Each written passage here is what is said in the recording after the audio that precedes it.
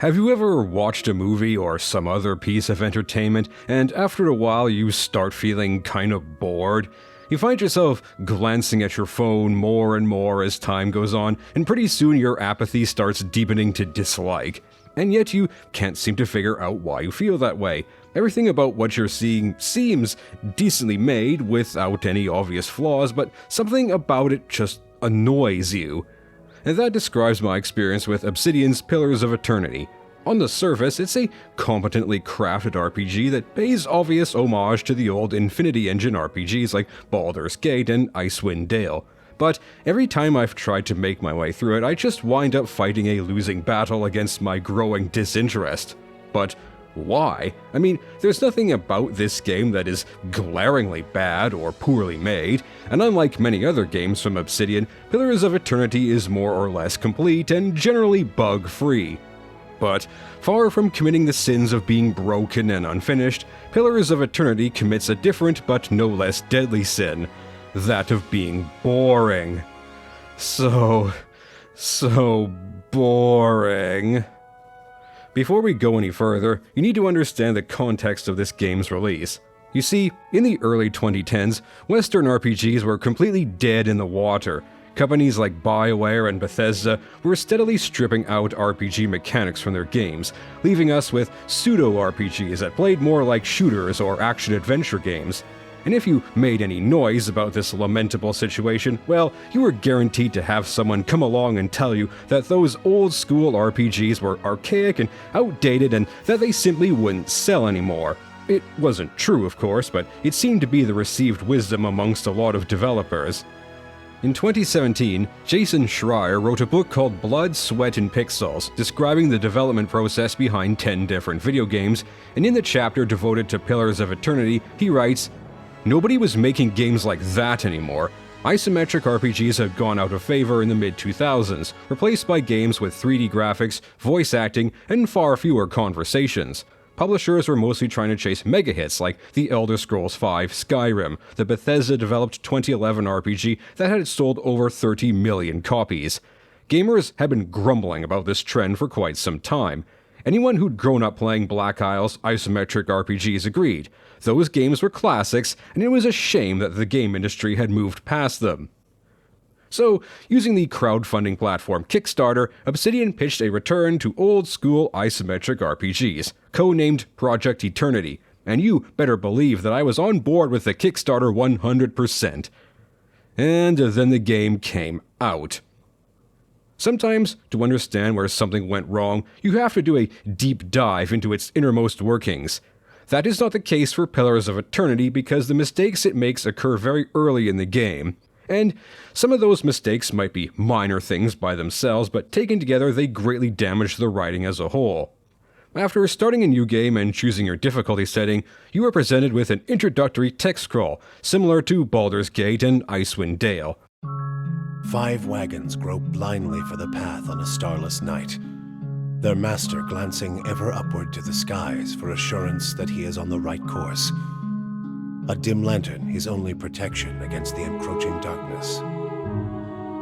But the skies bring no comfort, shining no light, betraying no hint of what they know. Let's unpack this, shall we? 5 wagons grope blindly for a path? That is a very odd choice of words to use in this situation. I get the idea of someone fumbling around in the dark, but groping in this sense is something people do, not inanimate objects like wagons. And the caravan master is glancing ever upward to the skies, but ever upward suggests that he is always looking up instead of actually watching where he's going. And what exactly is he looking for? We've just been told that the night is starless, so he can't be using them to navigate. Then we're told that the skies bring no comfort, shine no light, and betray no hint of what they know. So now the skies are being personified, which is fine, I guess, but it sounds a bit pretentious, like the opening paragraph in Eragon. Remember Eragon, that fantasy novel released back in the late 2000s that every wannabe internet critic used as a punching bag, and which opened with the words, "Wind howled through the night, carrying a scent that would change the world." It's just trying way too hard to sound ominous and profound. Compare this to the opening text crawl in Baldur's Gate, where your home of Candlekeep is described thus: "It is secluded, highly regimented, and it is home." I think this straightforward language conveys the situation a lot better than whatever Pillars of Eternity is trying to do. Then you're brought to the character creation screen, which is also quite similar to that of Baldur's Gate. The first choice you make is your character's gender. In Baldur's Gate, it told you that this was just an aesthetic choice that affected nothing except your romance options. In Pillars of Eternity, we get this. Female. A woman's role in Aora is largely dependent on where she is from. In the Eder Empire, Valine Republics, and the Deerwood, women occupy many domestic, educational, and organizational roles. They are the primary hunters, soldiers, and leaders of the tribes of Nasitak. In Glanvath and Ixamital, women and men have more fluid social roles. In all societies there are exceptions to the rule, and women can be found in a wide variety of stations and professions. Alright, that seems a touch wordy, especially considering that your gender affects even less than it did in Baldur's Gate, as Pillars of Eternity has no romance options. Then we have race selection. We've got the familiar RPG peoples, such as humans, elves, and dwarves, but also some unfamiliar ones, such as Aumua, Orlan, and godlike. Now, here is how Baldur's Gate describes elves. Elves tend to be shorter and slimmer than humans. Their features are finely chiseled and delicate, and they speak in melodic tones. Elves are looked upon as being frivolous and aloof. They concern themselves with natural beauty, dancing, frolicking, and other similar pursuits. Their humor is clever, as are their songs and poetry. There are 6 racial divisions of elves within the realms: Gold Elves, Moon Elves, Wild Elves, Sea Elves, Dark Elves, Drow, and Winged Elves, Avariel. So we're given a very basic description of what elves look like, what they act like, and what racial divisions there are. In Pillars of Eternity, there is less text describing elves in general, but there are these highlighted words that you can hover your mouse over to learn more about. Moving it over Glanvath, we get this wall of text. A territory comprised of the forest southeast of the Bale River, populated indigenously by a group of loosely affiliated tribes collectively known as Glanvathans, and governed by a council of its 6 most powerful tribes. Glanvath is home to a large number of ruined Engwethan sites, which Glanvathans hold sacred. The ruins have been at the center of a number of large-scale conflicts with Deerwood colonists, whose settlements often encroach on Glanvathan territory, and who frequently seek to plunder the ruins for their relics. And hovering over Deerwood gives us this. A colonial nation founded by settlers from the Eder Empire. Following a series of conflicts with Eder, the territory became independent in 2672 AI and is now ruled by a duke who is elected by 7 earls that oversee its earldoms. So we've learned nothing substantial about elves as a people, but we have read a lot of words about stuff. Then we get to pick our class. Again, we have the familiar D&D roles: fighter, wizard, druid, rogue, etc., but also some new ones, like ciphers. What does a cipher do? We click on it and oh god! A recent discovery in the Eastern Reach, ciphers were once called Brishalgwyn, mind hunters by the Glanvathans. Ciphers have the ability to directly contact and manipulate another person's soul and psyche, using an ally's or enemy's essence as the focus for their magic. Though most ciphers are still found in the Eastern Reach, practitioners of the technique have spread throughout the known world. They are gaining acceptance over time, but are generally distrusted, especially by the uneducated. Once again, a whole lot of blah blah blah, with very little on how this class actually plays, except for this. Starting ability, powers. Ciphers can directly target allies and enemies with powerful soul-focused effects. These powers cost focus, which ciphers build through the use of their soul whip. Alright, I still have no idea how this class functions. Are they like warlocks casting eldritch blasts? And should you decide to hover your mouse over some of these gameplay terms scattered around the character creation screen, you'll be greeted with yet more walls of text. The problem here is that Pillars of Eternity is also the player's introduction to this setting, and all these words about the setting's background and lore will come across as little more than noise because the player hasn't experienced the setting yet, and thus has no emotional connection to any of it, and no idea what is and isn't important. People can only absorb so much information presented in such a short length of time before it starts bouncing off their heads. Compare this to The Hobbit, which begins with the words, "In a hole in the ground there lived a hobbit." Not a nasty, dirty, wet hole filled with the ends of worms and an oozy smell, nor yet a dry, bare, sandy hole with nothing in it to sit down on or to eat. It was a hobbit hole, and that means comfort. A few paragraphs later, we get a description of hobbits. What is a hobbit? I suppose hobbits need some description nowadays, since they have become rare and shy of the big people, as they call us. They are, or were, a little people, about half our height and smaller than the bearded dwarves. Hobbits have no beards. There is little or no magic about them, except the ordinary everyday sort which helps them disappear quietly and quickly when large stupid folk like you and me come blundering along, making a noise like elephants which they can hear a mile off. They are inclined to be fat in the stomach, they dress in bright colors, chiefly green and yellow, wear no shoes because their feet grow natural leathery soles and thick warm brown hair like the stuff on their heads, which is curly, have long, clever brown fingers, good-natured faces, and laugh deep, fruity laughs, especially after dinner, which they have twice a day when they can get it. Now you know enough to go on with. So, in one paragraph, we know what hobbits look like, what clothes they wear, and that they prefer comfortable underground dwellings and hearty meals. And then the story gets on with things. But Pillars of Eternity doesn't, because as soon as we finish creating our character, we're thrown into a conversation with our caravan driver, and this is basically an exposition dump that hits us with more proper nouns. Glanfathans, the effigy, Engwithans, Adra, and something called a Beowulf. He tells you to go see the merchant Heoden, who offers up more dry exposition, and then you head off to find some berries to cure your illness. Then you discover that one of your fellow caravanners has been shot with an arrow by one of the hostile natives, and the game says that the shaft of the arrow is planted between his shoulders like an enemy flag. Okay, that's a bit of a strange comparison, but when we get back to camp, we find that it's also come under attack. The game says that Kalisha, one of your temporary party members, puts the back of her left hand to her mouth as if to ward away some poisonous vapor. Okay, was it really necessary to specify that it was her left hand and that it was the back side of it? Couldn't you have just used the word hand? You confront the attackers and the game describes them as a handful of dark figures who are jerking their axes from the bodies as if from half-split logs.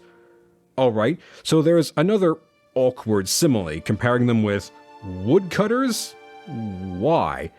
Does this make them seem more threatening? And then it says that one of them holds a wet blade at the neck of the man you recognize as Heoden. More unnecessary words. Why not just write at Heoden's neck? I'm sure you're wondering where I'm going with all this nitpicking. Well, these little irritations are a sign of a much bigger problem, which is a self-indulgent writer run amok, one who is obviously very impressed with himself. Pillars of Eternity just barrages you with words and words and words. Even the place names in this game are wordy as hell, like the Free Palatinate of Deerwood or the Penitential Regency of Red Cirrus.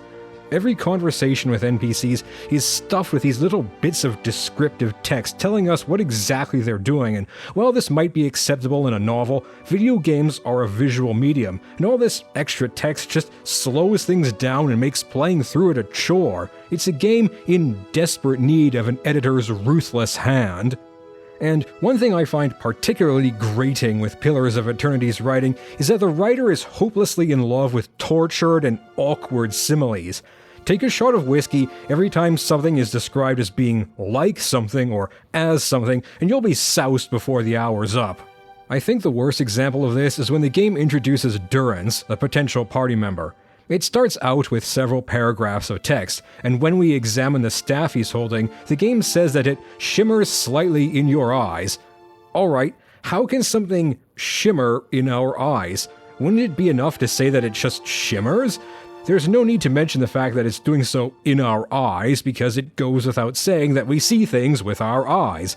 Or is the text suggesting that the light of the staff is reflecting off our eyes, but it's written from our character's perspective and people cannot see their own eyes? Then it says that the shimmering of the staff is like water catching the light weaving across the statue. What does that even mean? So the staff emits light which strikes the statue and then is caught by some hypothetical water between me and the statue? Or is the writer trying to suggest that this light is like how light passing through water creates shimmering patterns on surfaces? This prose is all very flowery and ornate, but ultimately meaningless. And Durrance himself is one of those insufferable NPCs that often show up in Obsidian games, who talk in these long, pompous, navel-gazing speeches filled with the most pretentious writing you ever saw, and whose primary role is vomiting a truckload of unnecessary philosophy upon the player because the writer doesn't trust them to figure out the story's themes and ideas on their own. The bear and the bull and the bull and the bear and the bear and the bull and the blah blah blah. The inevitable result is that Pillars of Eternity feels obscenely overwrought and overwritten. It reeks of a cringing desperation to be taken seriously, that it's not enough to be a mere video game, but that it must be art with a capital A. Now, I can already hear the smarmy, pancake waffling comments like, "Oh, so what you're saying is that you're illiterate and hate reading." Because this is the internet, and someone is always waiting patiently to willfully misread what you said so they can be super duper angry about it. But if you've ever taken a writing class or a first-year English course, there's a good chance that you encountered a little grey book called The Elements of Style by Strunk and White, and it has two pieces of advice that are relevant here. The first is, omit needless words. Vigorous writing is concise. A sentence should contain no unnecessary words, a paragraph no unnecessary sentences, for the same reason that a drawing should have no unnecessary lines, and a machine no unnecessary parts. This requires not that the writer make all sentences short or avoid all detail and treat subjects only in outline, but that every word tell. The second is, do not overwrite.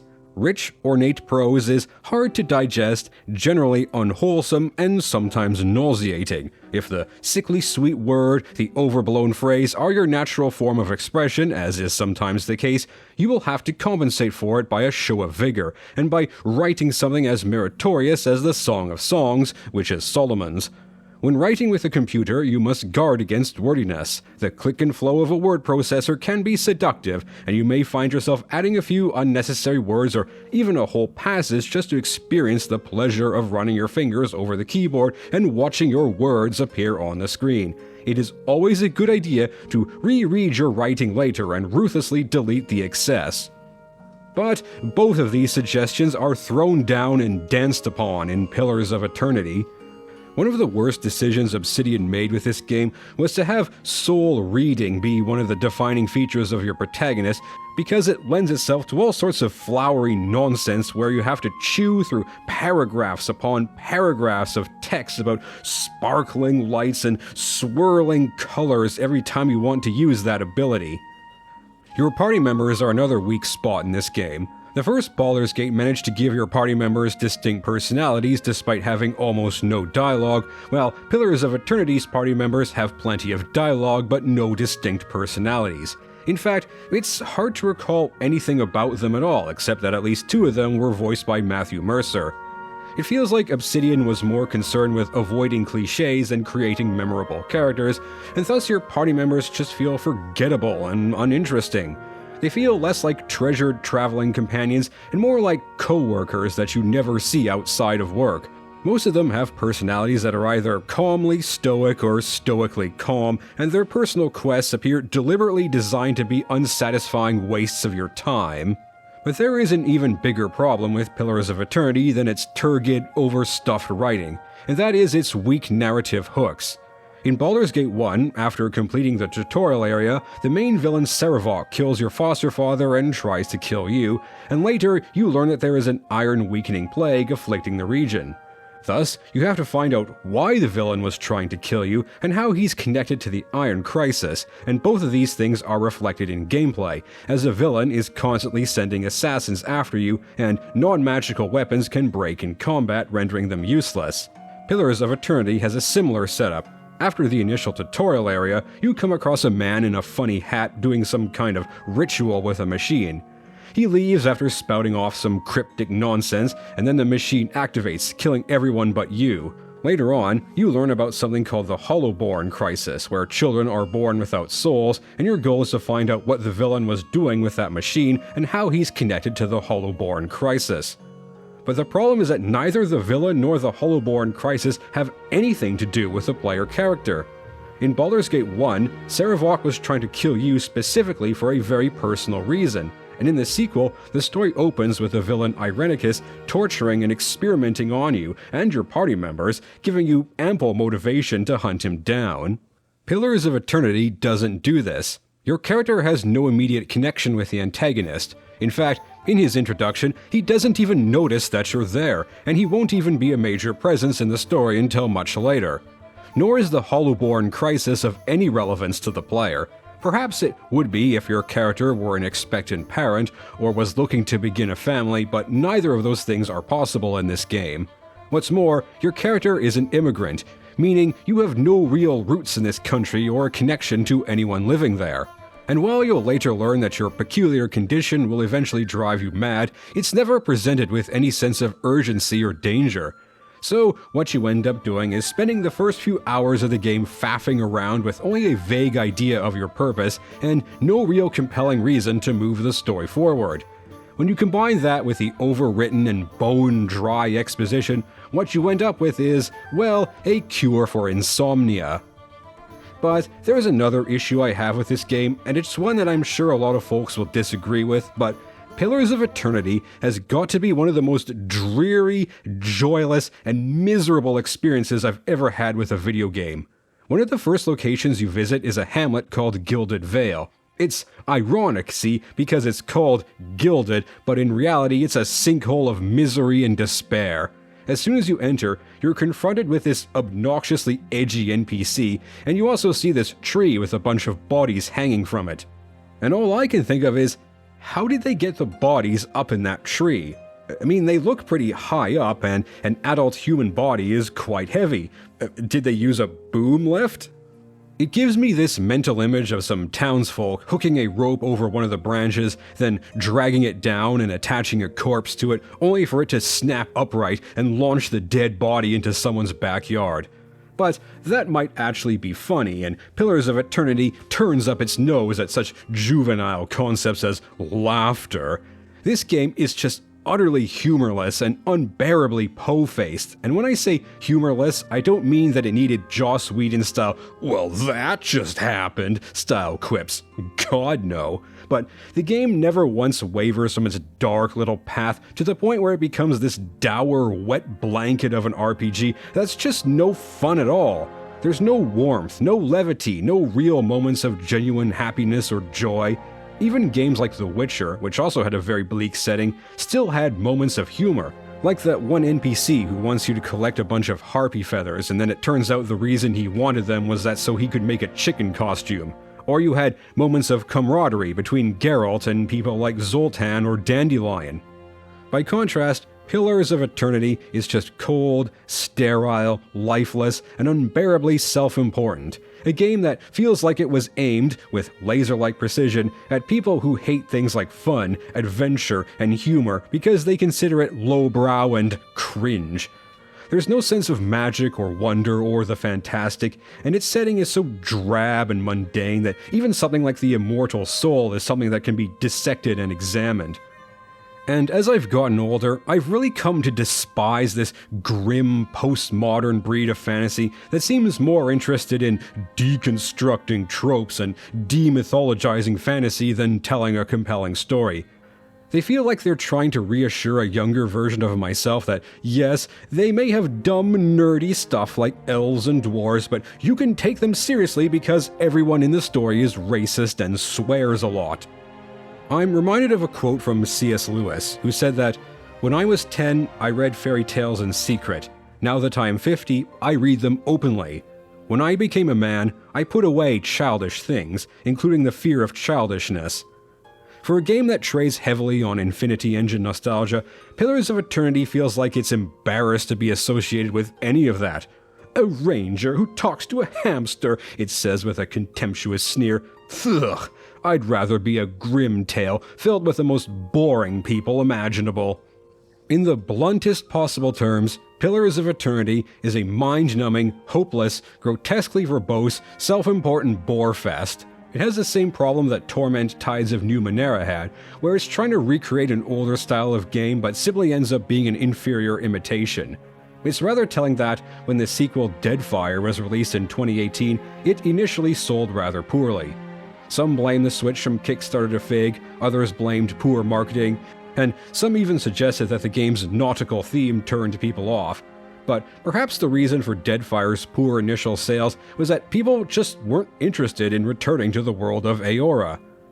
If you're looking for an old-school RPG, then you'd be better off simply playing the Infinity Engine games. Sure, some parts of them haven't aged all that well, but at least the games had heart and soul, and are far less likely to put you to sleep.